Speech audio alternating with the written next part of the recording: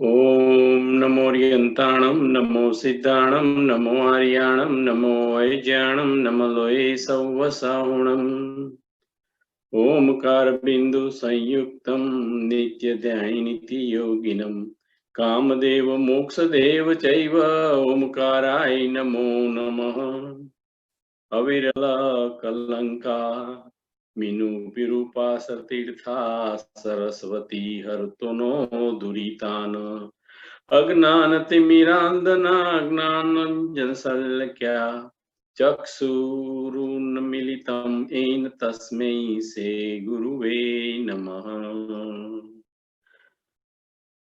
આજે 10 લક્ષણ વ્રતના 8મા દિવસે ત્યાગના દિવસે આપણે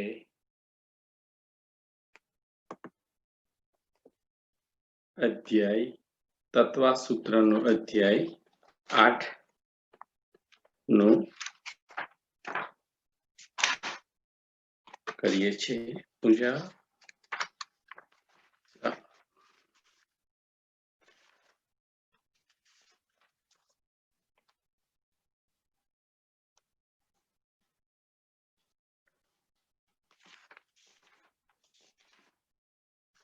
मोक्ष मार्गस्य नेतारं वेतारं कर्म भूभता ज्ञातारं विश्वतत्त्वना वन्दे लब्ध गुण लब्धये तैकाल्यं द्रव्य षष्ठ नवपद सहित जीव षष्ठ कायलेस्या पंचानेय चास्तिकाया व्रत समिति गति ज्ञान चारित्र भेदा इत्येन मोक्षमूलं त्रिभुवनं महिते प्रोक्तमर्हद्भिरीशे प्रत्येति श्रद्धाति स्पृश्यति चितयमान च सवेषु दृष्टियः सिद्धे जयपसिद्धे चहु विहराणा फलं पत्ते वन्दिता अर्हन्ते मोक्षे आर्हणा कमसो उज्ज्वणमुज्ज्वणैणवण सहाण चैण शरणं दशणं मणाणं चरितं तमाण भणिया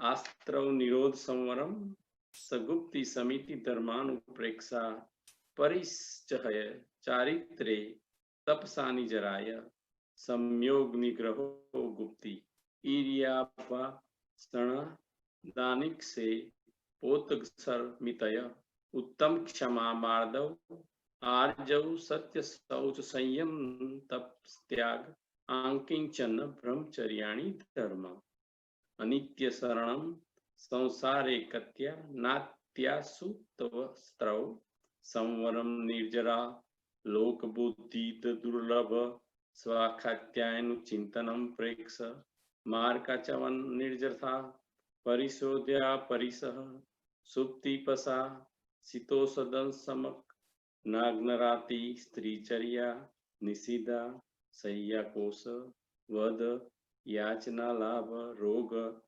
तृष्णा स्पर्श मल सत्कार पुरस्कार प्रज्ञाना दर्शनानि सूक्ष्म संपार्य स्वच्छदाति वितराग योस्त चतुर्दश एकाजिने बादर संपराये सर्व ज्ञान वर्ण प्रज्ञाने दर्शन मोहंतरा ययोर दर्शन लाभी चारित्र मोहना गणरात रति स्त्री निषदा कोश याचना सत्कार पुरुषकरा वेदनीय शेष एकादयो भाज्या युगपदे कस्मिनो विसंति समाइक्षे दोपस्थापना परिहारी विशुद्ध सूक्ष्म संपारया यथात खातमिति चारित्रम अनसनावमूर्यदं वृत्ति परिसंखान रस परित्याग विविशक्त श्यान कया क्लेश बाह्य तप प्रायश्चित विनय वैया वृत्ति स्वाध्याय विसर्ग ध्यानानुयंतरम नव चतुर्दश पग्न दिभेदा यथाकम प्रज्ञातानंत आलोचना प्रतिक्रमण तदभय विवेक व्युसर्ग तपछेद परिहारो परस्थापना ज्ञान दर्शन चारित्रोपचारा आचार्य उपाध्याय तपस्वी शैष्य क्लान गण कुल संग साधु मनोज्ञानम वाचना पुच्छना नेक्ष्णुष धर्म उपदेश ब्राह्मण भरंतरुक्तो उत्तम सहनस्य काग्र चिंता निरोधानान्मुर्हात कांत्र रुद्र धर्म शुक्लानि परे मोक्ष हेतु आर्त मनोज्ञ संप्रयोग तदि प्रयोग स्मृति समान वहार विपरीत मनोज्ञस्य वेदानास्य निदानम च त्वदरित देश विरित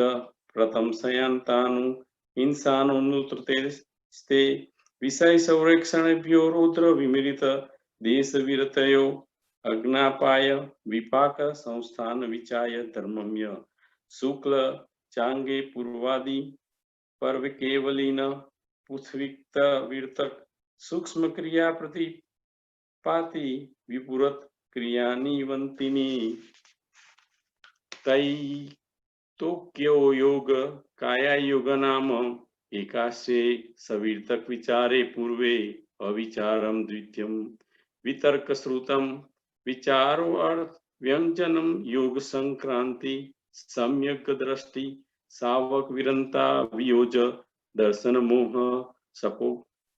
सपको उपसको शांत मोह क्षप क्षीण मोह जिन्ना क्रमो असंख्ये गुण निर्जरा पुल्लाकलौ कुश कुशिल निर्गंथ स्त्रात्र कार्यानि ग्रंथ संयम श्रुत प्रतिसेवना तीर्थ लीडग्लेश्याद पाद स्थान विकल्प साध्या इति तत्वा अधिगे मोक्षशास्त्रे नवमो अध्याय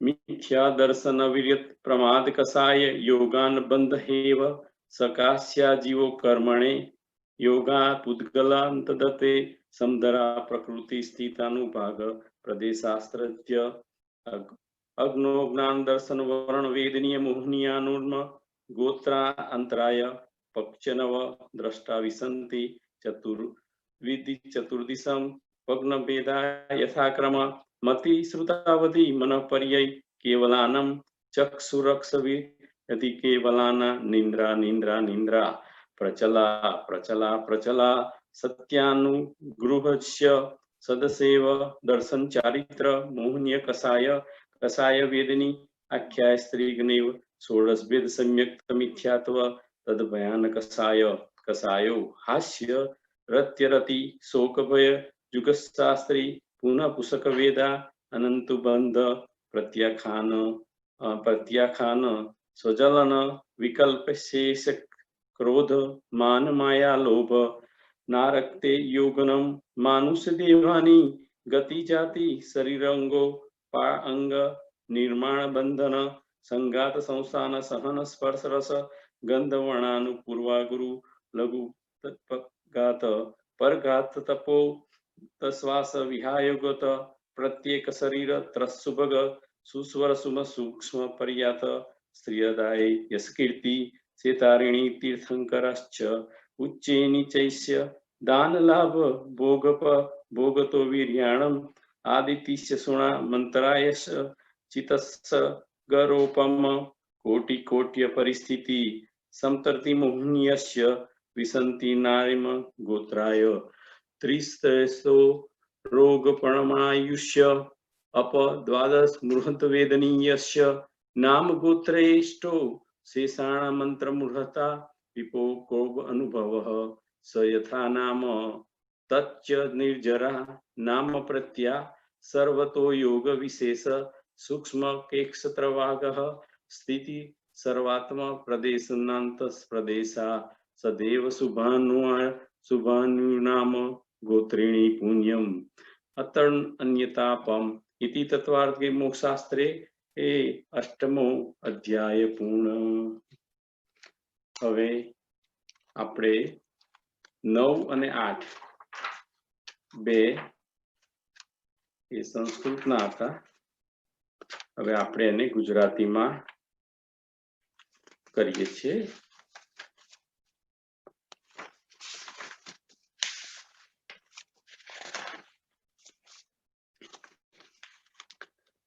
8મો અધ્યાય મિથ્યાત્વ, અવિરત પ્રમાદ, કસાય, યોગ એ 5 બધાના કારણ છે.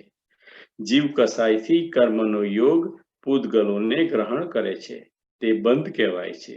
પ્રકૃતિ, સ્થિતિ, અનુમાગ અને પ્રદેશ એ બંધના ભેદ છે. પ્રતિક બંધના જ્ઞાન, વર્ણન, દર્શનાવરણ, વેદનીય, મોહનીય, આયુ, નામ, ગોત્ર, અંતરાય એ 8 ભેદ છે. તેને અનુક્રમે 5, 9, 2, 28, 4, 42, 2, 5 ભેદ છે. મતિ, શ્રુત, અવધિ, મનઃપર્યય, કેવલ એ 5 આવરણ જ્ઞાન આવરણનો ભેદ છે. ચક્ષુ, અચક્ષુ, અવધિ, કેવલ, દર્શન, વરણ, નિંદ્રા, પ્રચલા, સત્યાગૃહી એ 9 આવરણ દર્શન આવરણનો ભેદ છે. મોહનીય 2 ભેદ, દર્શન મોહનીય, ચારિત્ર મોહનીય, તેમાં દર્શન મોહનીય 3 ભેદ. સમ્યક્ત મિથ્યાત્વ, ચારિત્ર મોહનીના 25 ભેદ. 16 કસાય ને 9 નો કસાય.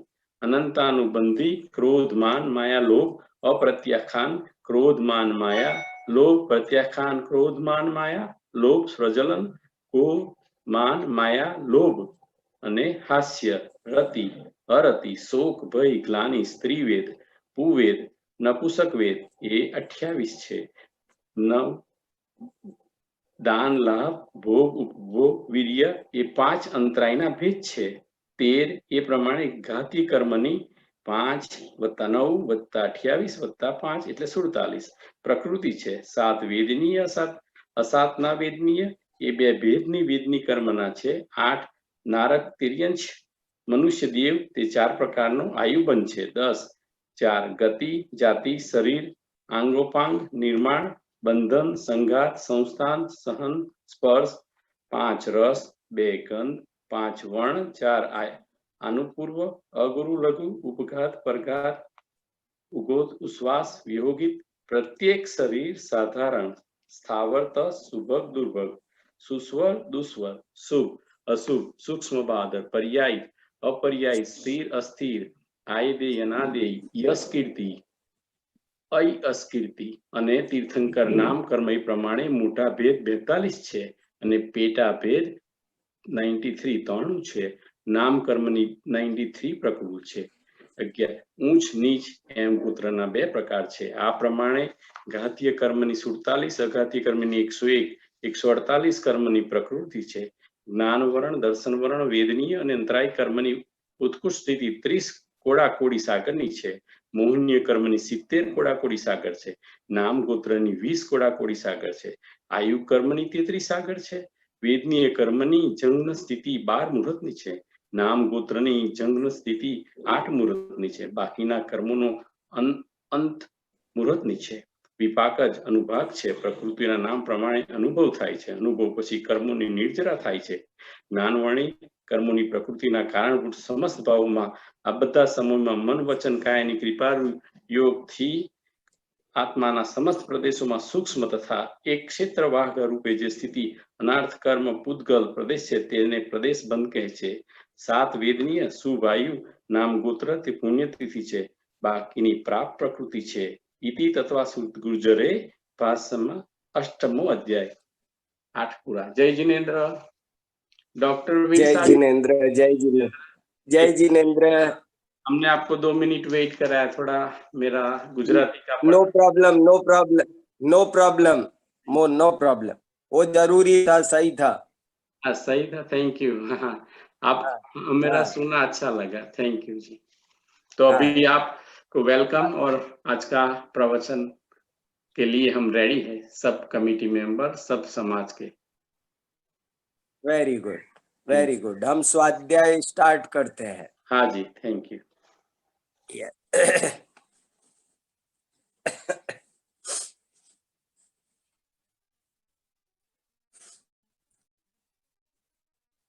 मोक्ष मार्गस्य नेतारं भित्तारं कर्म भूभृतां ज्ञातारं विश्वतत्त्वानां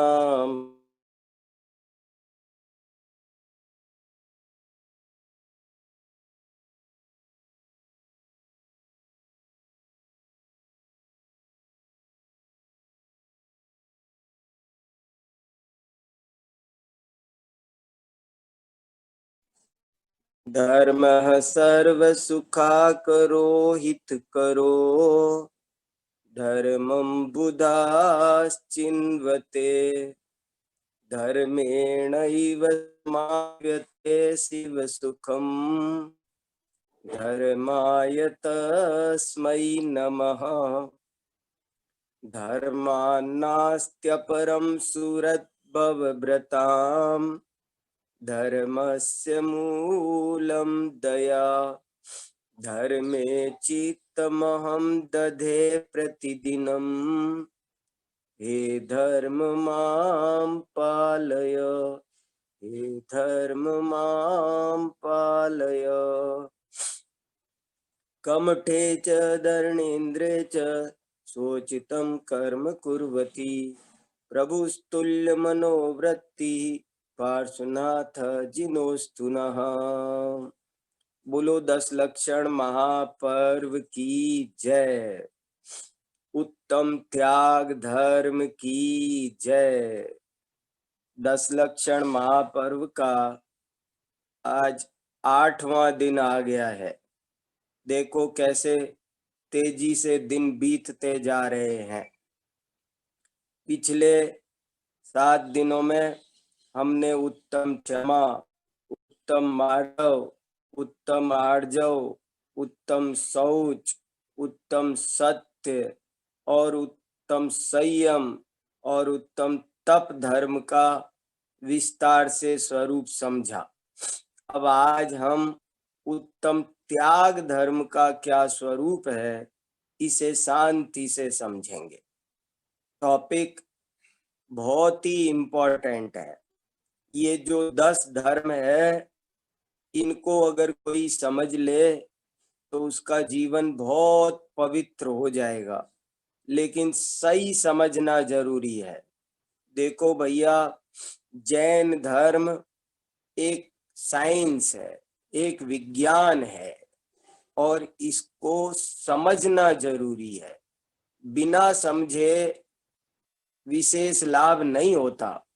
जो समझता है उसी को विशेष लाभ प्राप्त होता है। थोड़ा बहुत तो सबको मिल जाता है, लेकिन ऐसे ही यदि इसका असली फायदा उठाना है तो हमको थोड़ा गहराई में जाकर थोड़ा पढ़ना चाहिए, थोड़ा पूछना चाहिए, अपने नोट्स बनाने चाहिए।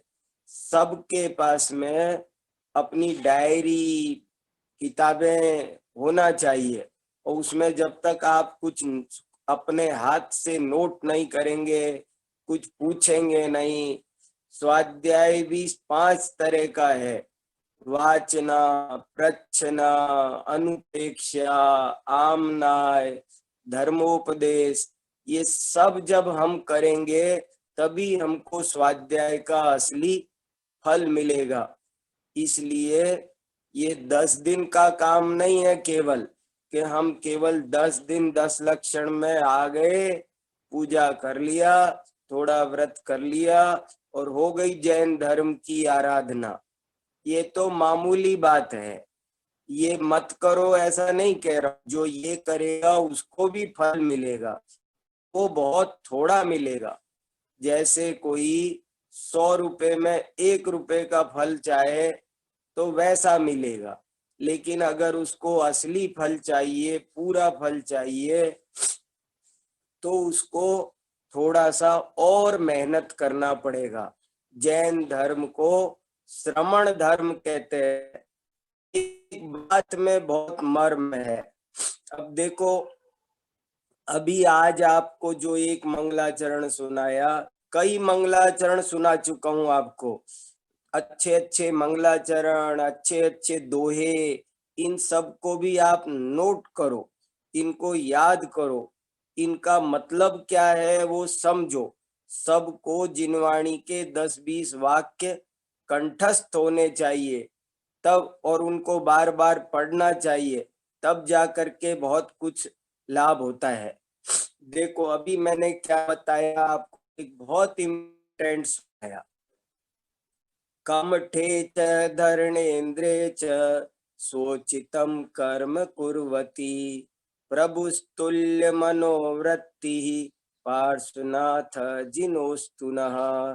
ये कहा कि वे पार्श्वनाथ भगवान हमारे हृदय में पधारो, जो हृदय में विराजो, जो कमठ हो चाहे धर्मेंद्र पद्मावती हो, सभी के प्रति तुल्य वृत्ति रखते थे, समान वृत्ति रखते थे। वे पार्श्वनाथ भगवान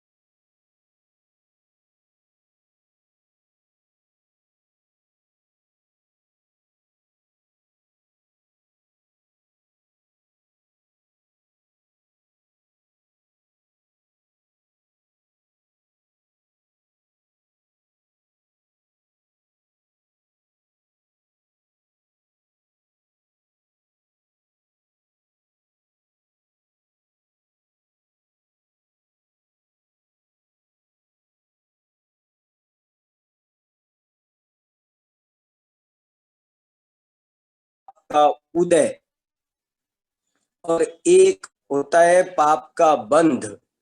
एक पाप का उदय और एक पाप का बंध। पाप का उदय तो सब चाहते हैं, सबको उदय की फिक्र है। पुण्य के मामले में भी हम सब क्या चाहते हैं, जरा सोचो। हम सब ये चाहते हैं कि हमारे जीवन में हमेशा पुण्य का उदय रहे, पाप का उदय कभी भी ना आए। ऐसा हम उदय तो सब चाहते हैं, लेकिन बंद की ओर हमारा ध्यान नहीं जाता है, जबकि बंद की ओर ध्यान जाना चाहिए। अभी आप बंद तत्व का अध्याय पढ़ रहे थे ना, मुझे अच्छा लग रहा था। नितिन भाई बहुत अच्छा सुना रहे थे बंद तत्व का प्रकरण, कैसे कैसे किस कर्म की कितनी स्थिति प्रकृति क्या। बहुत जरूरी है वो समझना भी, तत्वार्थ सूत्र भी। तो उसमें कहा है कि बंद पर ध्यान दो, उदय पर ध्यान देते रहते हो, लेकिन उदय पर ध्यान मत दो, बंद पर दो। क्यों? उदय पर ध्यान देने से कोई फायदा नहीं। उदय तो वैसा ही होगा जैसा पहले हम बंद कर चुके हैं। उदय तो वो है जो हम पहले बांध चुके हैं। जो पहले बांधा है वो उदय में आता है। उसमें किसी का कोई पुरुषार्थ नहीं चलता, उसमें कुछ पुरुषार्थ नहीं चलता। लेकिन बंद की ओर ध्यान देना चाहिए, क्योंकि जब हम बंद की ओर ध्यान देंगे तो हमारा पुरुषार्थ वहां चलता है। हमारे हाथ में है कि हम बंद पाप का करें या पुण्य का करें या ना करें। ये सब हमारे हाथ में है। कम करें ज्यादा करें, वो सब हमारे हाथ में है। इसलिए बंद पर ध्यान दो।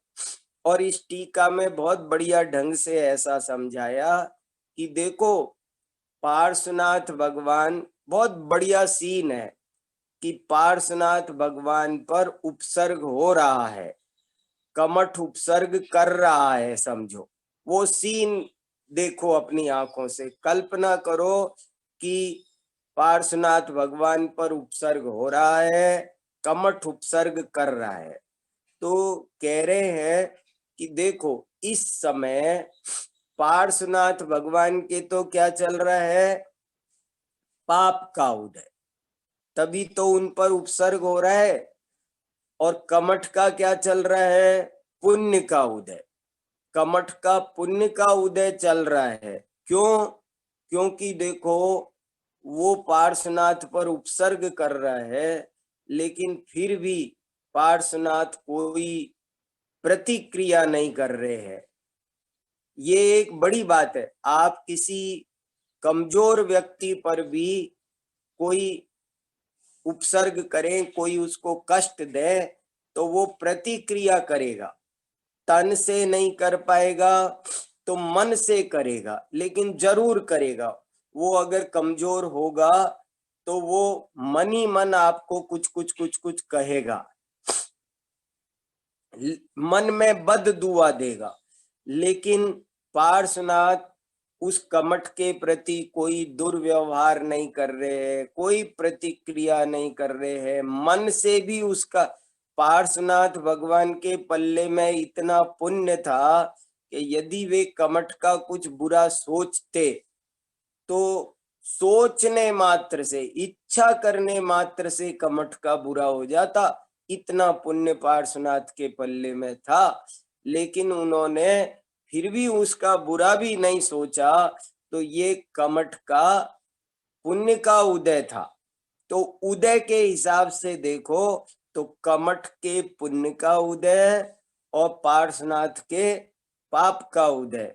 लेकिन अब उदय की बात छोड़ो और बंद की ओर ध्यान दो, तो आपको पता चलेगा कि कमठ के तो घोर कर्म का, पाप कर्म का बंद हो रहा था और इनके कर्मों की निर्जरा हो रही थी। सारा बंद खत्म हो रहा था, पुराना बंद भी निर्जरित हो रहा था। इसलिए पार्श्वनाथ पूज्य है। पार्श्वनाथ भगवान की पूजा क्यों हुई? इसीलिए हुई क्योंकि उनने बंद किया नहीं बल्कि बंद को हटाया। तो बंद को हटाना यही एक सबसे बड़ा धर्म है। हमको 24 घंटे पूजा करते समय, सब काम करते समय यही ध्यान रखना है कि बंद ना हो। हमें बंद नहीं करना है। कर्म का बंद नहीं करने का नाम ही धर्म है। तो देखो, अब आज हम उत्तम त्याग धर्म का क्या स्वरूप है वो हम समझने की कोशिश करते हैं। बहुत इम्पोर्टेंट त्याग धर्म है। मैं आपको 2-3 बातें पूजा में से पहले पढ़ के सुनाते हैं, फिर कुछ जरूरी बातें आपको और बताएंगे। उत्तम त्याग धर्म की परिभाषा। दान 4 प्रकार, 4 संग को दीजिए। धन बिजुली उनहार, नर बवला हो लीजिए। क्या कहा? दान 4 प्रकार का है और चतुर्विध संग, मुनि, आरिका, श्रावक, श्राविका। देखो, दान सबको दिया जाता है। मुनिराज मुख्य है, लेकिन श्रावक को भी दिया जाता है। श्रावक भी धर्मात्मा है। तो 4 प्रकार का दान है और वो चतुर्विध संग को देना चाहिए। क्यों देना चाहिए? धन बिजली उनहार, के धन बिजली के समान क्षण भंगुर है। आज हमारे पास है, कल का पता नहीं। और नर भव लाभ लीजिए, मनुष्य भव का लाभ प्राप्त कीजिए, मनुष्य भव को सफल कीजिए। तो उत्तम त्याग कयो जग सारा, औषध शास्त्र अभय आहारा। आपको एक दोहा और सुनाया था मैंने, बहुत इंपॉर्टेंट है दान के बारे में। ये लिखा ना, धन बिजली उनहार, तो मैंने पहले लिख के भी दिया था आपको।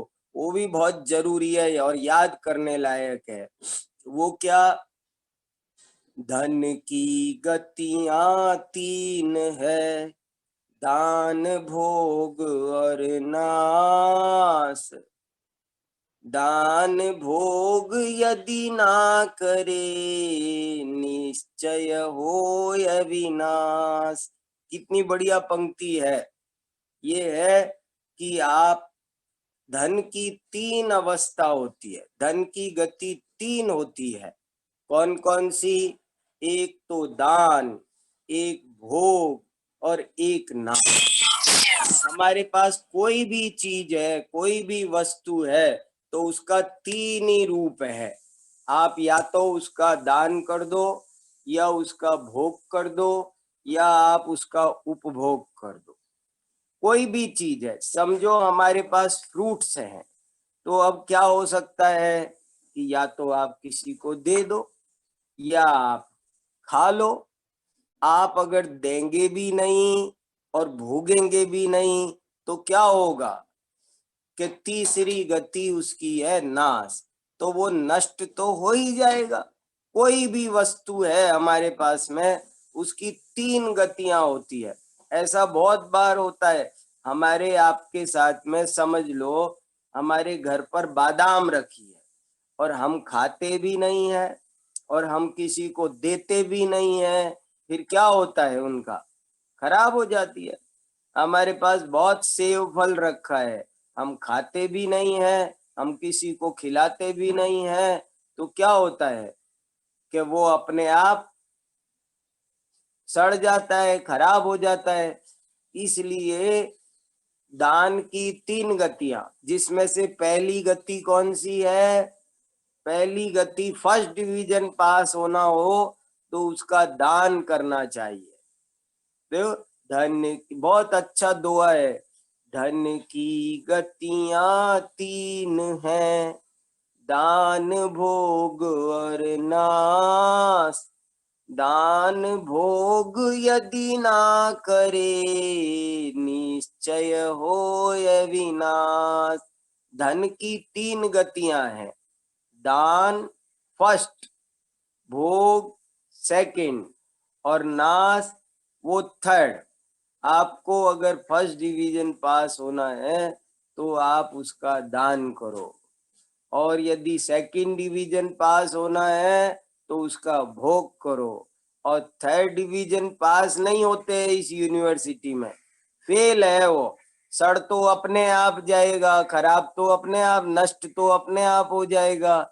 दान की बहुत महिमा है, दान के बारे में इतनी बातें लिखी है शास्त्रों में, अपरंपार महिमा है।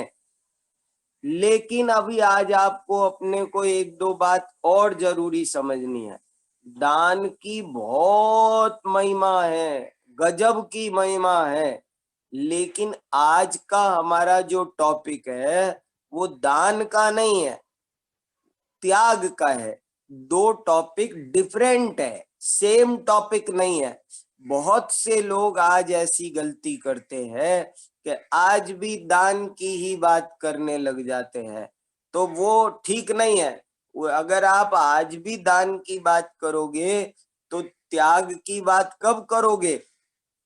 और बहुत से लोग तो आज दान की भी बात नहीं करते, बल्कि केवल चंदा देने की बात, चंदा लेने की बात करते हैं। इसलिए हमको बहुत सावधानी से इसको समझना है। देखो कितनी बढ़िया बात बता रहे हैं। उत्तम त्याग कयो जग सारा, औषध शास्त्र अभय आहारा। नियचे राग द्वेष निरवारे, ज्ञाता दोनों दान समारे। दो चीज अलग अलग है, उनको हमें सावधानी से समझना है। दान की महिमा बहुत है पर वो चीज ये नहीं है, वो अलग चीज है। उत्तम त्याग जगत में श्रेष्ठ है। दान चार प्रकार का है, औषध दान, शास्त्र दान, अभय दान और आहार दान। ये चार तरह का दान है, पर अभी इनमें भी बड़ा विवेक चाहिए। दान किसका दिया जाता है, किस दान का बहुत सुंदर वर्णन शास्त्रों में आया है। विधि द्रव्य दात्री पात्र विशेषा तद विशेष। दान कौन देगा, किसको देगा, कैसे देगा, क्या देगा, चार चीज है। वो आप गलत वस्तु देंगे तो दान नहीं है, आप गलत भावना से देंगे तो भी दान नहीं है, आप गलत व्यक्ति को देंगे तो भी दान नहीं है। दान देने के लिए देने की भावना भी सही होनी चाहिए। बहुत से लोग, ज्यादातर लोग केवल मान के लिए, अभिमान के लिए, अपना अहंकार पुष्ट करने के लिए दान देते हैं, कोई भी ध्यान नहीं रखते हैं, अशुद्ध वस्तु का दान देते हैं, वो सब दान नहीं है। मान लो औषध दान देना है, तो ये तो देखो, जिसमें हिंसा हो वो औषध दान नहीं दे सकते, जिसमें हिंसा हो ऐसा आहार दान नहीं दे सकते।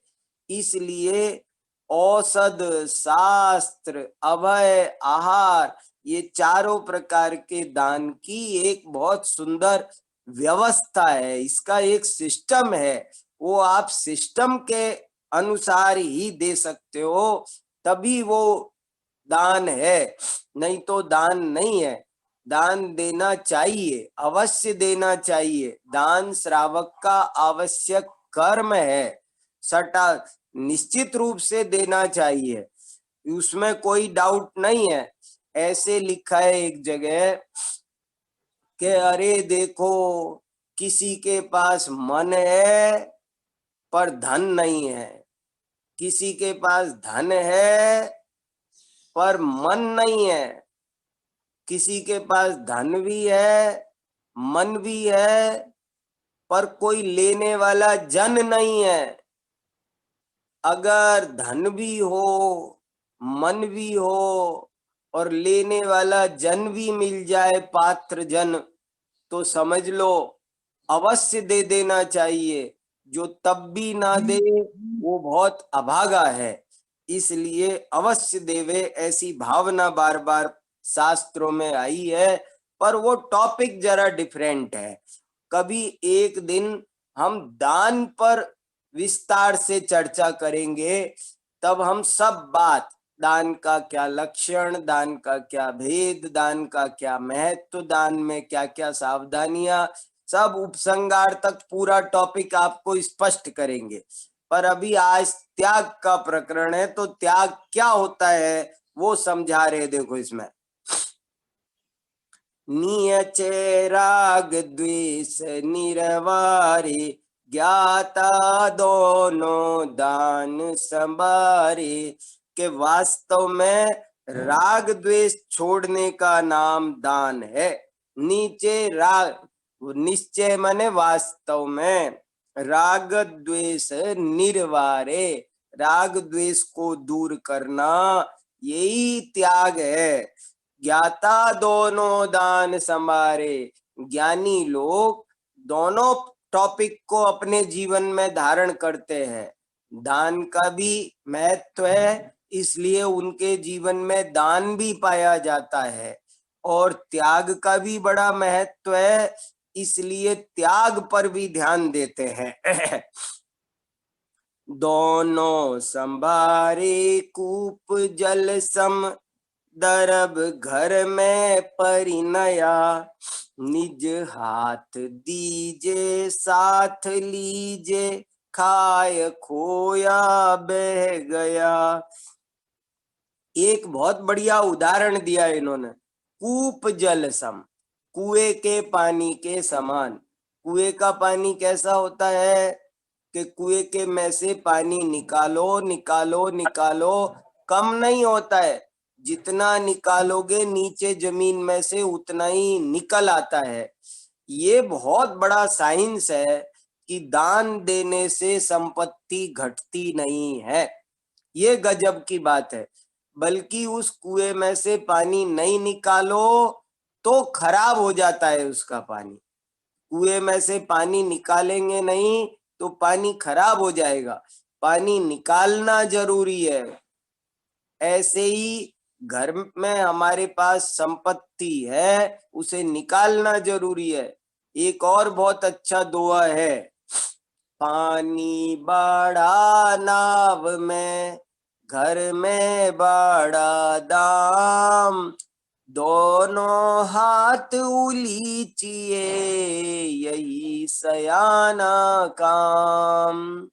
कि जैसे हम नाव में बैठ के जा रहे हैं और नाव में पानी बढ़ जाए तो क्या मतलब हुआ, नाव में पानी बढ़ गया, समझो खतरा, डेंजर। क्या हो गया, अब नाव कभी भी डूब सकती है। तो क्या करना कि उस पानी को बाहर निकालो, यही समझदारी का काम है। ऐसे ही बहुत परिग्रह इकट्ठा होना वो बहुत दुख का कारण है। बहुआरंभ परिग्रह त्वम नारकस्य, ज्यादा परिग्रह आकुलता का कारण है, परिग्रह को पाप कहा है। तो इसलिए हमको उसे देना ही चाहिए। तो कुएं के पानी के समान ये धन घर में आया है भैया, इसे देओ, और नहीं तो ये नष्ट तो हो ही जाएगा। धन की गतियां तीन है, दान भोग और नाश। दान भोग यदि ना करे, निश्चय होय विनाश। देखो और कितना बढ़िया लिखा आगे, धनी साधु शास्त्र अभय दिवैया, त्याग राग विरोध को, बिन दान श्रावक साधु दोनों लय नाई बोध को। वे साधु धन्य है। साधु चार तरह का दान नहीं देते हैं, दो तरह का देते हैं। औषध दान और आहार दान साधु कैसे करेंगे? इसलिए उनके पास में दो दान कहे हैं। कौन कौन से? ज्ञान दान और अभय दान। और त्याग क्या करते हैं? राग विरोध, विरोध माने द्वेष, राग द्वेष का त्याग करते हैं। और बिना दान के श्रावक और साधु दोनों को ज्ञान की प्राप्ति नहीं होती है। ये इसका मैंने आपको जो रोजाना हमको अर्थ पढ़ना होता है वो मैंने अभी आपको पढ़ के सुनाया। लेकिन अब कुछ बहुत इंपॉर्टेंट बात अब शुरू करता हूं। देखो हम ऐसा समझते हैं कि दान करो यही त्याग धर्म है, और आज के दिन सब जगह मंदिरों में लोग दान मांगते हैं और देने वाले दान देते हैं और समझ लेते हैं कि हमने आज त्याग धर्म की आराधना कर ली। ऐसा बहुत होता है।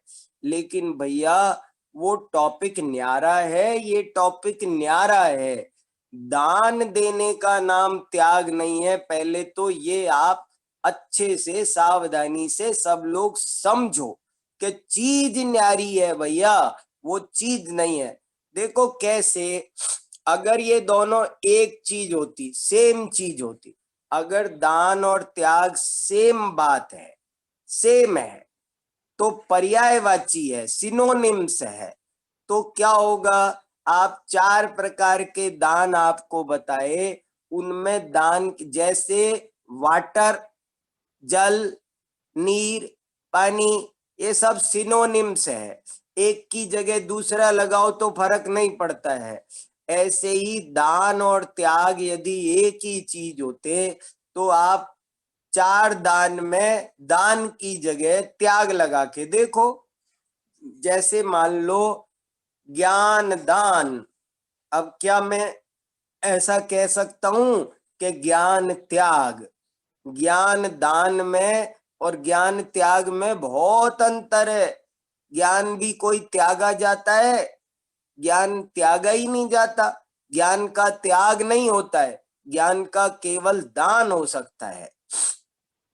आहार दान, अब आहार दान की जगह अपन बदल के देखो, आहार त्याग। तो क्या आहार त्याग और आहार दान दोनों एक बात है क्या? बताओ, सोचो आप अपने मन से दिमाग लगाओ। आहार दान अलग बात है और आहार त्याग अलग बात है। जब आहार दान करेंगे तो हम दूसरे को भोजन कराएंगे, और जब आहार त्याग करेंगे तो उसका मतलब है स्वयं त्याग, भोजन नहीं कर सकते। आहार दान किया है आज तो आप दूसरे को भी खिलाओ, खुद भी खाओ, लेकिन त्याग किया है तो आप नहीं खा सकते। औषध दान और औषध त्याग ये दोनों एक ही बात है क्या? बिल्कुल नहीं है। समझ में आया? अभय दान, अभय त्याग, ये दोनों एक बात नहीं है, दोनों डिफरेंट बात है। इसलिए हमें बहुत सावधानी से ये बात समझनी है कि दान अलग चीज है, अलग टॉपिक है, और त्याग एक अलग टॉपिक है। दोनों को मिक्स करने से दिक्कत होती है। तो आचार्यों ने क्यों लिख दिया, कहीं कहीं हमने पूजा में पढ़ा, इसमें भी दान लिख दिया। तो देखो देखो, दान का मतलब होता है, आप सिंपल मीनिंग देखो, दान माने देना और त्याग माने छोड़ना। कितना पर देना अलग बात है और छोड़ना अलग बात है। दान में दिया जाता है और त्याग में दिया नहीं जाता है। त्याग में तो छोड़ दिया जाता है, हम छोड़ देते हैं उसको। तो ये एक बड़ी गजब की चीज है। हम ये तो बता रहे हैं, जैन धर्म बता रहा है, उत्तम त्याग धर्म कह रहा है कि आप छोड़ दो, सब कुछ छोड़ दो। जैसे तप धर्म है वो निवृत्ति प्रदान है, ऐसे ही त्याग धर्म वो निवृत्ति प्रदान। अब ये ऊंचे ऊंचे धर्म शुरू हो गए, ये बात धीरे धीरे बहुत ऊपर आ गई है। अब बहुत निवृत्त, देखो कल बताया ना, तप में निवृत्ति प्रदान। जैसे समझो मैंने आज एकासन किया, एक बार भोजन करने का, तो ये एकासन में तप क्या है?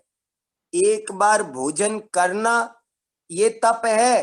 बोले नहीं, एक बार भोजन करने का नाम तप नहीं है, बल्कि वो जो बार बार करना छोड़ा है उसका नाम तप है। छोड़ा है जो, उसका नाम तप है। हमारे यहाँ बड़ी वैज्ञानिक बात है, वो एक बार जो खाना खा रहे हैं उसका नाम, खाना खाने का नाम तप नहीं है, लेकिन जो बाकी का छोड़ा है उसका नाम तप है।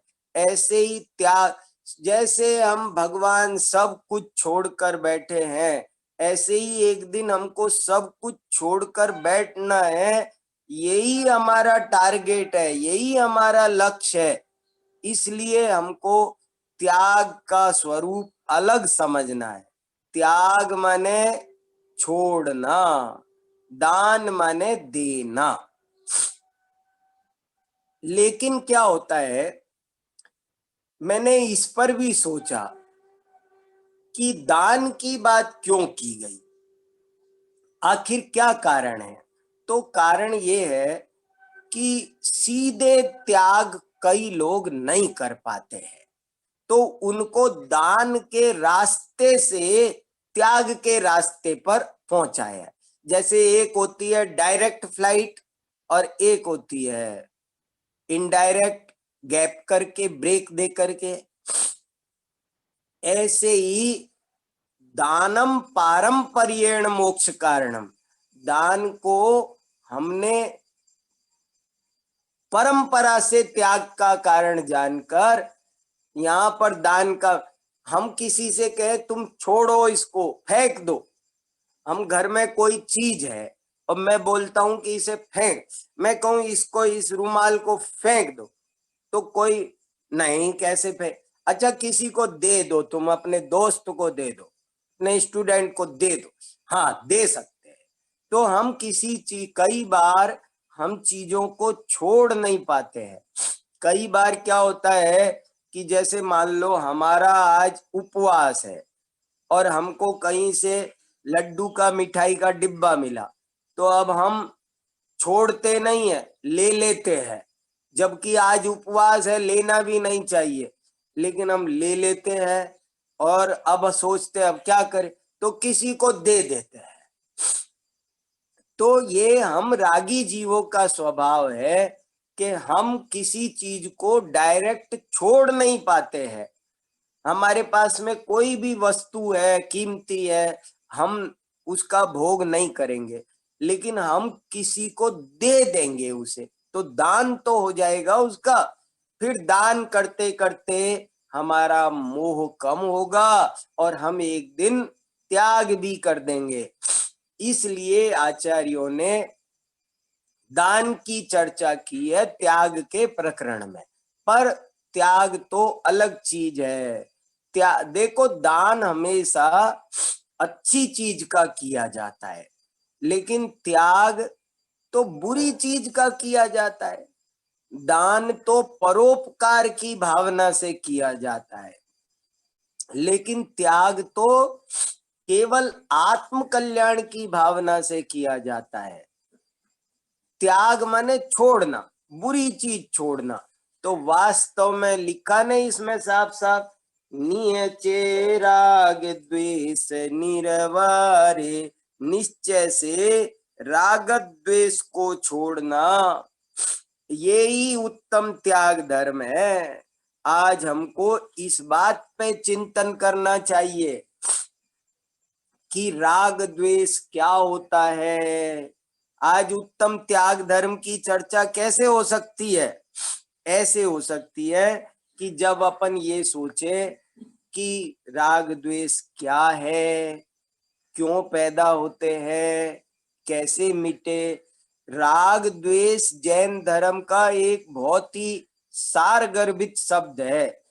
जितने भी हमारे मनोविकार हैं वो सब इन दो शब्दों में आ गए, राग और द्वेष।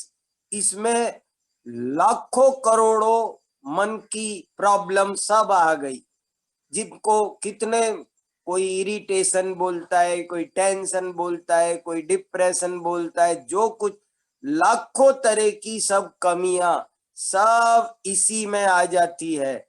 इसलिए राग द्वेष माने किसी चीज को अच्छी समझना, किसी चीज के प्रति लगाव होना, वो राग है। और कोई चीज बुरी लगना, एक अच्छा बुरा। हम 24 घंटे कुछ भी देखते हैं, कुछ भी करते हैं, कहीं भी जाते हैं, तो हम 24 घंटे ये अच्छा है, ये बुरा है। मार्केट में निकलेंगे तो ये अच्छा है, ये बुरा है। ये जो हम अच्छा बुरा करते रहते हैं, ये राग द्वेष है। और ये राग द्वेष छोड़ना धर्म है, उत्तम त्याग धर्म। एक पंचाध्यायी नाम का शास्त्र है, उसमें एक बहुत अच्छा वाक्य आता है, वो मुझको बहुत पसंद है और त्याग धर्म के दिन तो खासकर वो याद आता है। क्या है वो वाक्य? ज्ञानात त्याग, त्यागात शांति। छोटा सा वाक्य है पर याद रखने लायक है। क्या कहा? ज्ञानात त्याग, त्यागात शांति। ज्ञान से त्याग होता है। त्याग कब हो सकता है? जब ज्ञान होगा। ज्ञान नहीं होगा तो त्याग नहीं हो सकता। क्या बुरा है, क्या भला है, वो पता होना चाहिए। ज्ञानात त्याग, ज्ञान से त्याग होगा। त्यागात शांति, त्याग से शांति होगी। त्याग करने से क्या होता है? हम हल्के हो जाते हैं। जैसे सिर पर बोझा रखा हो और उतार के रख दो तो क्या होता है? हम हल्के हो जाते हैं। ऐसे ही त्याग कर, हमने बहुत सारी टेंशन ऐसे ही सिर पर ले रखी है, ये अच्छा है, ये बुरा है। देखो, एक आदमी, एक रुई का व्यापारी था, रुई धुनने वाला। उसका रुई का काम था, रुई को साफ करना, रुई को धुनना गद्दे के लिए। एक व्यापारी था, वो रुई धुनता रहता था, मजदूर। और वो गांव में रहता था, पूरे गांव वालों की रुई खुद ही धुनता था। एक दिन वो कलकत्ता घूमने गया, और जब कलकत्ता घूमने गया तो वहां रुई का बहुत, रुई माने समझे आप कॉटन मार्केट में गया। कॉटन मार्केट में गया तो वहां पर बहुत कॉटन थी। तो उसने देखा इतनी कॉटन, इतनी रुई, मुझे इतनी रुई धोनी पड़ेगी, क्या होगा मेरा। वो टेंशन हो गया उसको, बहुत डिप्रेशन में आ गया। और वहां से लौट के जब नगर में आया अपने गांव में, तो आने के बाद भी वो नॉर्मल नहीं हुआ। वो सोचने लगा, हाय इतना सारा कॉटन आएगा मेरे पास में, मुझे उस सब का सबको धुनना पड़ेगा, मैं कैसे करूंगा। वो बहुत चिंता में हो गया, उसको बहुत चिंता हो गई। और चिंता सबसे बुरी चीज है, चिता से भी बुरी चीज होती है चिंता। वो चिंता हो गई उसको। तो क्या हुआ कि वो डिप्रेशन में रहने लगा। और डॉक्टर आए, देखा, चेकअप किया, कोई खराबी नहीं निकली। बाद में एक साइकोलॉजिस्ट को बुलाया गया। साइकोलॉजिस्ट ने उसकी काउंसलिंग की और वो समझ गया कि क्या मामला है। उसने समझ लिया कि ये वो रुई मार्केट में, कॉटन मार्केट में गया था और उससे इसको टेंशन हुआ है। तो उसने एक दिन अखबार सामने लेकर के उसके बैठ गया और उससे अखबार में पढ़ा, कलकत्ता के रुई बाजार में भयंकर आग, सारी रुई जलकर खाक। ऐसा उसने सुना। तो सुना तो उसकी सारी चिंता दूर हो गई। बोला, क्या जल गई सारी? और वो खुश हो गया, नॉर्मल हो गया। ऐसे ही हमने बहुत जो चिंताएं अपने सिर पे रख रखी है, मैं नहीं हूं तो दुकान कैसे चलेगी, मैं नहीं हूं तो घर कैसे चलेगा, ये सब चिंता छोड़ने का नाम त्याग धर्म है। आपको त्याग धर्म का स्वरूप समझ में आया? चिंता छोड़ो, क्रोध, मान, माया, लोभ, इनको छोड़ने का नाम त्याग धर्म है। राग द्वेष को छोड़ने का नाम त्याग धर्म है। हम सोचते हैं कि जैसे वो कुत्ते की कहानी आती ना, कि एक कुत्ता बैलगाड़ी के नीचे चल रहा था और समझ रहा था कि मैं बैलगाड़ी को चलाता हूं, पर वो नहीं चला रहा था बैलगाड़ी को, तो बैल चला रहे थे। पर वो समझ रहा था कि मैं चला रहा हूं। एक बार वो रुका तो गाड़ी भी रुक गई, तो उसको और भ्रम पक्का हो गया कि मैं गाड़ी चलाता हूं, पर वास्तव में वो नहीं चला था। बाद में फिर एक बार गाड़ी चल दी और वो रुका रह गया, तब उसको समझ में आया कि गाड़ी मैं नहीं चलाता हूं। ऐसे ही हमने सोच रखा है, मैं ऑफिस चलाता हूं, मैं घर चलाता हूं, हम कुछ नहीं करते। देखो, ये उत्तम त्याग है, उत्तम त्याग। उत्तम त्याग क्यों है? सम्यक दर्शन के साथ होगा, बिना सम्यक दर्शन के नहीं होगा। ज्ञानात त्यागः, त्यागात शांति। ज्ञान से त्याग होगा और त्याग से शांति होगी। आप ज्ञान करोगे तभी त्याग कर पाओगे। सम्यक दर्शन की बहुत महिमा आई है। किसी दिन, एक दिन हम सम्यक दर्शन पर 1 घंटा चर्चा करना चाहिए कि सम्यक दर्शन क्या है, क्यों धर्म का मूल सम्यक दर्शन है। जैसे सम्यक दर्शन का महत्व कितना बताया, देखो कि जैसे कोई व्यक्ति 0 0 लिखे और फिगर ना लिखे 1 2 3 4, तो उस 0 की क्या वैल्यू है? वो 0 है। और यदि 1 लिखकर फिर 0 लिखे तो उसकी वैल्यू है। फिगर हो तो 0 की वैल्यू है, और फिगर नहीं हो तो 0 की कोई वैल्यू नहीं है। 1 है तो 0 की वैल्यू। ऐसे ही सम्यक दर्शन है तो हमारा सब धर्म ध्यान काम का है। और सम्यक दर्शन नहीं हुआ तो जैसे बच्चे गुड्डे गुड़िया का खेल खेलते हैं, वैसा ही ये धर्म खेल मात्र है। इसलिए सम्यक दर्शन क्या है वो समझना जरूरी है। ये जैन धर्म की आत्मा है। सबसे पहले मिथ्या दर्शन छूटता है। मिथ्या दर्शन माने उल्टी मान्यता, सम्यक दर्शन माने सच्ची मान्यता। और वो सब कैसे जाती है? स्वाध्याय से जाती है।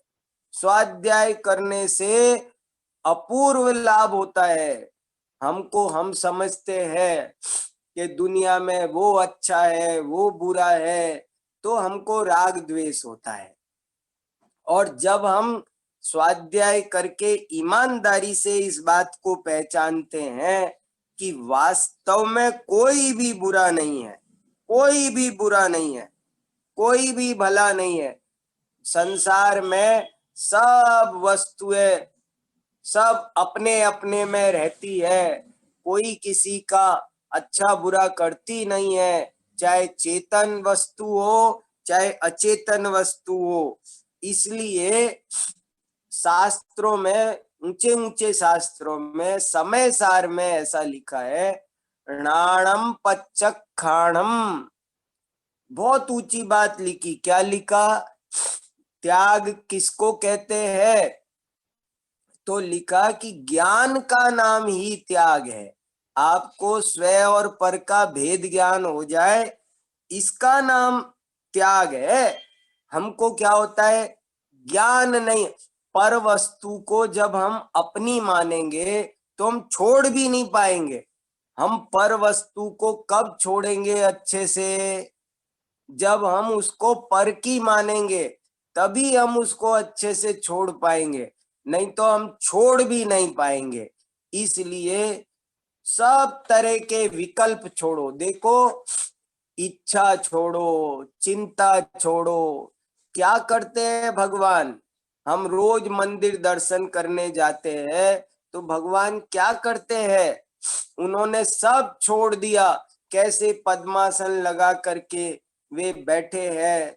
चलना छोड़ा, देखना छोड़ा, सुनना छोड़ा, सोचना छोड़ा। ये है असली त्याग धर्म। असली त्याग धर्म क्या है? सब कुछ छोड़ देने का नाम ही वास्तव में त्याग धर्म। अपना खजाना हमको मिल जाएगा। जब हमने फालतू की चीजें ले रखी है तो हमको अपना खजाना नहीं मिल रहा है। हम आत्मा को नहीं पहचान पा रहे हैं। आत्मा को पहचानने का नाम धर्म है। आत्मा में अपने जो अनंत गुण भरे हैं उनको पहचानने का नाम उत्तम त्याग धर्म है। ये सब बहुत आध्यात्मिक धर्म है। और पहले ये सबको आती थी। एक दुआ है ना, कला बेहतर पुरुष की जिनमें दो सरदार, एक जीव की जीविका एक जीव उद्धार। भले 72 कलाएं हैं, लेकिन उनमें से दो बहुत इंपॉर्टेंट है। एक अपनी आजीविका की कला और एक हमको अध्यात्म विद्या जरूर आनी चाहिए। पहले हर आदमी को अध्यात्म विद्या आती थी, चाहे वो किसान हो, मजदूर हो, कोई भी हो, चाहे राजा हो, पर अध्यात्म विद्या सबको आती थी। उसके बिना कुछ नहीं है। जिसने आत्मा को नहीं जाना उसने कुछ नहीं जाना। एक पंडित जी नाव में बैठे और नाव में बैठे तो नाविक से पूछा कि तुमको गणित आता है? गणित, मैथ्स? तो उसने कहा नहीं आता। फिजिक्स आता है? बोले नहीं आता। एस्ट्रोलॉजी? बोले वो भी नहीं आता। वो पंडित जी बैठे थे नाव में, वो पूछ रहे थे किससे? नाव चलाने वाले मजदूर से। बार बार बहुत क्वेश्चन। तुमको आर्ट आता है? हिंदी आती है? इंग्लिश आती है? संस्कृत आती है? तो वो मना करता था कि मुझे वो पढ़ा लिखा नहीं था। वो कहता था मुझको कुछ नहीं आता है। अच्छा, तो तुम्हारी तो आधी जिंदगी बेकार ही गई, तुमको ये कोई हिंदी अपना नाम लिखना नहीं आता, तो तुम्हारा तो आधा जीवन बेकार गया, ऐसे पंडित जी उसको कहते थे। इतने में ही थोड़ी देर बाद नदी में बहुत तेज तूफान आया, बहुत बाढ़ आ गई, ऊपर से बहुत पानी आ गया। पानी आया तो वो जो नाव चलाने वाला मल्लाह था, उसने पंडित जी से पूछा कि पंडित जी, आपको तैरना आता है, तैरना? तो पंडित जी बोले, नहीं, मुझको संस्कृत आती है, मुझको ज्योतिष आता है, मुझको व्याकरण आता है, मुझको बहुत ये आता है, वो आता है, सब सुन। वो बोला, अभी ये कुछ काम नहीं आएगा, आप ये बताओ, तैरना आता है, स्विमिंग आती है कि नहीं? बोले, वो तो एक नहीं आता। तो बोले, अब समझ लो, आज आपकी पूरी जिंदगी बेकार गई। तो ऐसे ही है संसार में, जैसे नदी में तैरने की कला आनी चाहिए, नदी में रहो पर तैरने की कला सीखो, भवसागर में रहो पर तैरने की कला सीखो। वो क्या है? ज्ञाता दृष्टा रहना। राग द्वेष कैसे नहीं होगा? बहुत उत्तम त्याग धर्म का असली स्वरूप बता रहा हूं आपको। आपको ऐसे लोग मिलेंगे कि आपसे कहेंगे कि हमको चंदा दे दो, हो गया तुम्हारा त्याग धर्म। पर मैं आपको बहुत अच्छे मन से, पवित्र मन से, बहुत जिनवाणी का सार आपने प्यार से बुलाया, इसलिए मैं बिना किसी स्वार्थ के आपको असली मर्म बता रहा हूं। राग द्वेष छोड़ो, सब तरह की चिंता फिकर सब छोड़ दो, और आप तो ज्ञाता दृष्टा रहो। इसका नाम धर्म है। समस्त मनोविकारों को आत्मा, स्वयंभू स्तोत्र में समंत भद्राचार्य ने बार बार लिखा है, क्या? स्वदोष शांत्या विहितात्म शांति, के जो अपने दोषों को त्यागेगा वो सुख होगा। दुनिया में कोई दुख का कारण नहीं है, हमारे दृष्टि में दोष है, इसलिए हमको दुख है। हम तो पूछा जाए तो आनंद ही आनंद भरा है आत्मा में, लेकिन हम दुखी हैं। क्यों दुखी है? क्योंकि हम चिंता है, हम कुछ चाहते हैं, हमको इच्छा है, हमको भय है। भय का त्याग करो। कौन हमारा क्या कर सकता है? देखो, क्या भय, किस चीज का भय? क्यों? जो कुछ होना है वो निश्चित है, और भय से कुछ नहीं होता। जीवन मरण हानि लाभ, ये सब शास्त्रों में खूब लिखा है। सर्वम सदैव नियतम भवति स्वकीय। भैया, सब कुछ तुमको कोई मार सकता है?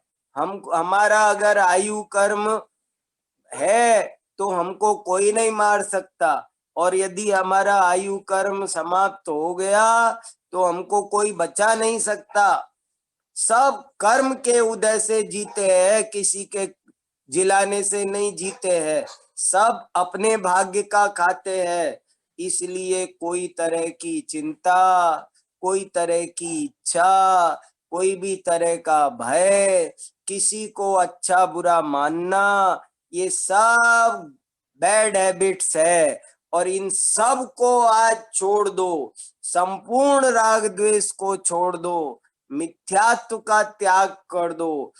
त्याग कर दो माने फेंक दो, छोड़ दो। ये देने की चीज भी नहीं है, ये किसी को देने की चीज नहीं है। हम किसी को, ज्ञान का दान हो सकता है लेकिन राग द्वेष का दान नहीं हो सकता, ये तो छोड़ने ही है।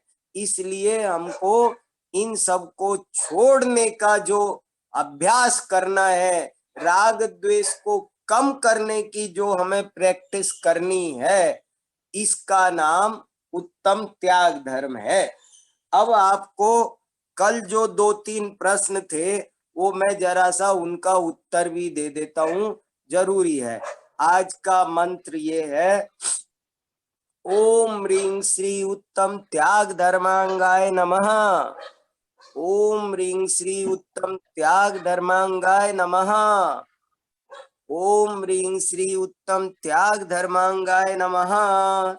कल 2-3 बहुत अच्छे अच्छे आपने प्रश्न पूछे थे, मैं उन प्रश्नों का भी उत्तर देना चाहता हूं। देखो, एक तो ये पूछा था आपने कि 7 दिन में कौन से 7 रस छोड़ते हैं। तो हमने सब फिर से वो जो 1-2 जगह भूल रहे थे वो भूले बिना अब आपको बताते हैं फाइनल। कल हमने इस पर 2-3 विद्वानों से मैंने रस परित्याग नाम का तप क्या होता है चर्चा भी की और मैंने पढ़ा भी, और बहुत नई नई बातें समझ में आई। देखो, पढ़ते हैं तो बहुत ज्ञान बढ़ता है सही बात समझ में आती है। रस परित्याग व्रत का मतलब क्या होता है, तप का क्या मतलब होता है, तो कई बातें आई, वो बताता हूं आपको। इसमें 7 दिन का 7 जो परंपरा अभी चल रही है वो ये है कि रविवार को नमक छोड़ते हैं, सोमवार को हरी छोड़ते हैं, मंगलवार को मीठा छोड़ते हैं, बुधवार को घी छोड़ते हैं, गुरुवार को दूध छोड़ते हैं, शुक्रवार को दही छोड़ते हैं और शनिवार को तेल छोड़ते हैं। ये क्रम परंपरा में अभी चलता है।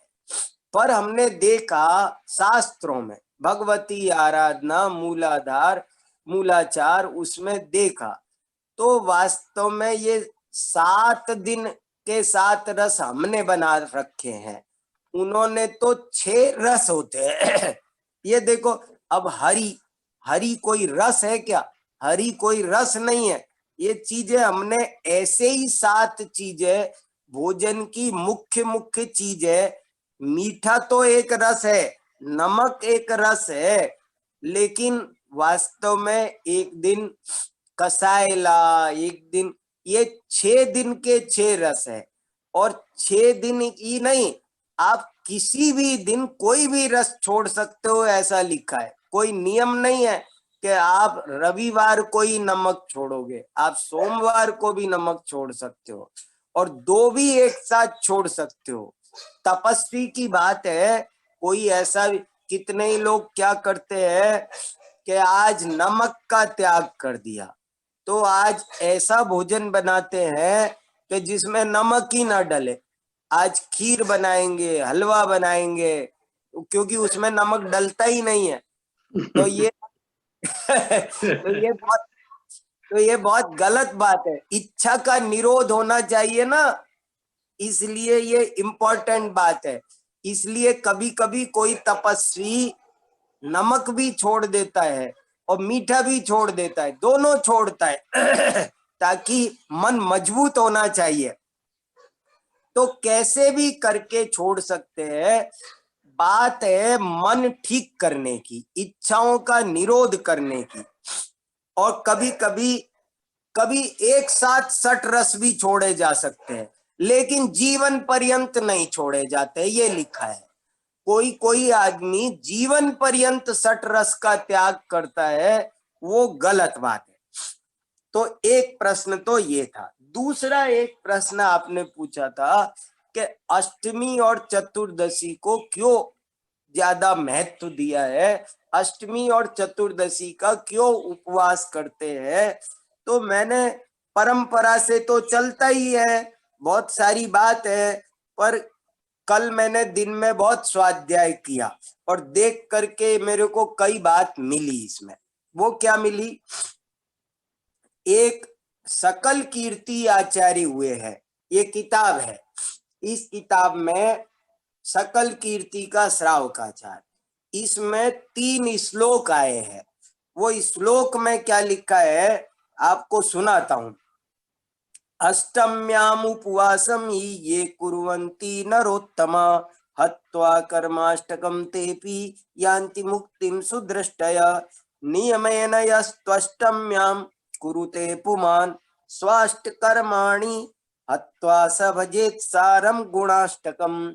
ये लिखा है कि अष्टमी का उपवास इसलिए करते हैं ताकि 8 कर्मों से रहित होने का, मुक्ति का जो हमारा टारगेट है वो हमको बराबर ध्यान में रहे। साफ साफ मूल शास्त्र में लिखा हुआ है, पुराना शास्त्र है, और उसमें ये लिखा है।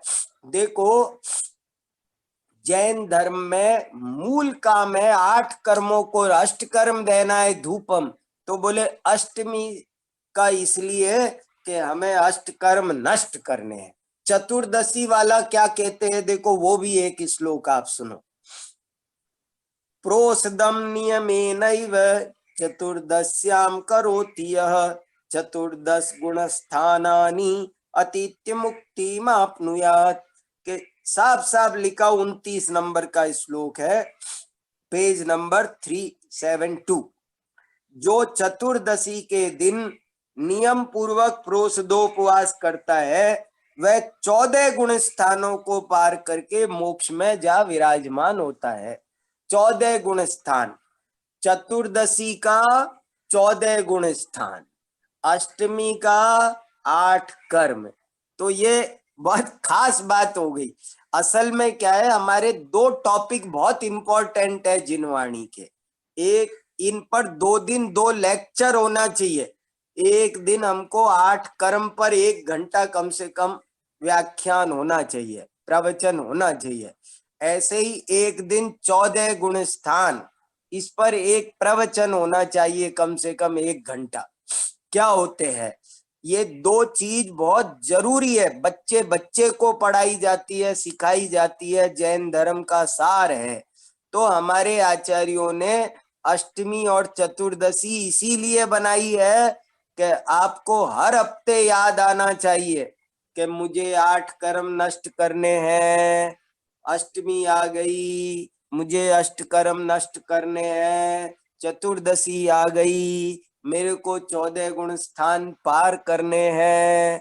अभी मैं पहले गुण स्थान में हूँ, मुझे चौथे में जाना है। अब मैं चौथे में आ गया, अब मुझे 5वें में जाना है। अब मैं 5वें में आ गया, अब मुझे 6ठे में 7वें में जाना है। ऐसे गुण स्थान की बात और अष्ट कर्म को नष्ट करने की बात कभी भी भूलो मत। इसलिए अष्टमी और चतुर्दशी है, ऐसा इसमें लिखा है। और किसी और शास्त्र में कहीं ज्यादा कुछ पढ़ने में नहीं आया, पर एक शास्त्र में थोड़ा सा मिल गया, तो मैंने कहा आपको कि शास्त्र में से पढ़ करके इसका उत्तर देता हूं। तो ये आज के धर्म की चर्चा हुई। बोलो 10 लक्षण महापर्व की जय। जय। हाँ, और और कुछ हाँ कहना हो तो हाँ, डॉक्टर विद्यासागर जी, हाँ बहुत ही हाँ बढ़िया बोलिए। प्रवचन रहा, बहुत अच्छा रहा। हाँ और हाँ, ये दोनों बात बहुत ही बढ़िया समझाई आपने, और हमें इससे और अच्छा लगा। बहुत बढ़िया, हम्म तो बहुत बढ़िया, बहुत। तो फिर अभी हम हाँ को कल मिलेंगे, तो इसके सही है। लिए हाँ, जो भी क्वेश्चन आएंगे हम आपको दे देंगे। हाँ हाँ, जो भी क्वेश्चन आए आप मुझे भेजते जाओ, हाँ मैं हाँ, सबको देख करके उत्तर दूंगा। बहुत बढ़िया, सब लोग बहुत बढ़िया धर्म ध्यान करो। पूरी समाज के सभी भाई बहनों को मेरा हृदय से जय जिनेंद्र है, जय। बहुत शुभकामना है। मुझे सबकी याद आती है, सबसे मिलने का मन करता है। सब लोग अच्छा अच्छा धर्म ध्यान करो, बहुत बढ़िया।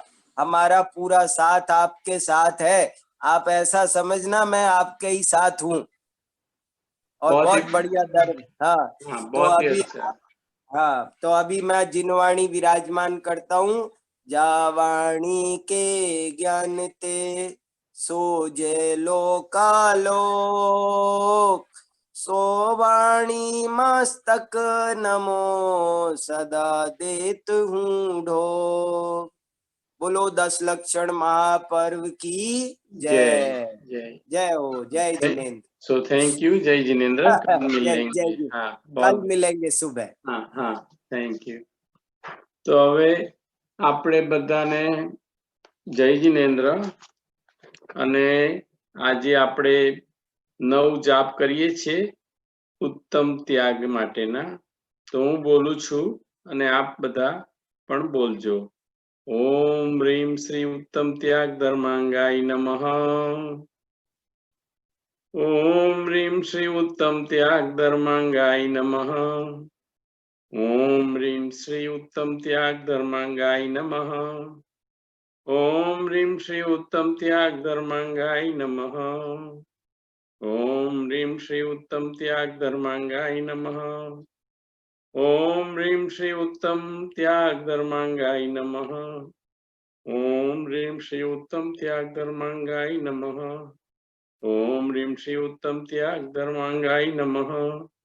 ઓમ રીમ શ્રી ઉત્તમ ત્યાગ ધર્માંગાય નમઃ. ઇતિ જાપ્યમ. હવે આપણે શાસ્ત્ર ભક્તિ વાંચીએ એ પહેલા વિજયભાઈ અને રાજીવભાઈએ એનાઉન્સ કર્યું હતું. કોઈને પણ એકાદ જગ્યા હોય પૂજા સ્પોન્સરશીપ ની ઈચ્છા રહી ગઈ હોય તો કાલનો દિવસ છે. મંગળવારે કોઈ પણ વસ્તુ જય ખાલી જીનેન્દ્ર. નીતિનભાઈ, હા. એ બધી સ્લોટ્સ ભરાઈ ગયા છે. Thank you. એટલે ગુડ. હા, જસ્ટ ક્લેરિફાઈ કરવું છે. ના તો ભાઈ હા, આપણે જય જીનેન્દ્ર બધાને બધી જગ્યા થઈ ગઈ છે તે વાત પરફેક્ટ. હવે આપણે શાસ્ત્ર ભક્તિ પૂરી કરીએ અને કાલ સવારે 8:30 થી 9 ની અંદર બધા આવી જજો. એટલે કાલે આપણે 7 કોઠા ભરવાના છે. સોરી, 7 નહીં, 10 7 માંથી 6 કોઠા ભરવાના છે. અને જેને 3 દિવસની સ્પોન્સરશીપ લીધી છે એમને ભરવાના છે. તમારા બધાને રેગ્યુલર પૂજામાં બેસવાનું છે. તો કાલ સવારે મળીશું અને હવે શાસ્ત્ર ભક્તિ ચાલુ કરીએ છીએ. अकेला ही हूँ मैं कर्म सब आए सिमिट के लिया है मैं तेरा शरण अब माता सटीकी के ब्रह्मावत है मोको कर्म दुख देता जन्म का करो भक्ति तेरी हरो दुख माता भ्रमण का दुखी हुआ पारी भ्रमत फिरत हूँ जगत में सहा जाता नहीं अकल दबरानी भ्रमण में करो भक्ति तेरी हरो दुख माता भ्रमण का सुनो माता मोरी अरज करता हूँ दर्द में दुखी जानो मोको डर पकर आयो शरण में कृपा ऐसी कीजे दर्द मिट जावे मरण का करो भक्ति तेरी हरो दुख माता भ्रमण का पिलावे जो मोको सुबुद्धि कर प्याला अमृत का मिटावे जो मेरा सर्व दुख सारा फिरन का परो पावा तेरे हरो दुख सारा फिकर का करो भक्ति तेरी हरो दुख माता भ्रमण का मिथ्यातम नाश वेको ज्ञान के प्रकाश वेको आपा पर वास वेको भानु शिव खानी है छहा द्रव्य जान वेको बंद विधि भान वेको स्व पर पिछान वेको परम प्रमानी है अनुभव बतावे को जीव के जतावे को कहूँ न सतावे को भव्य उरानी है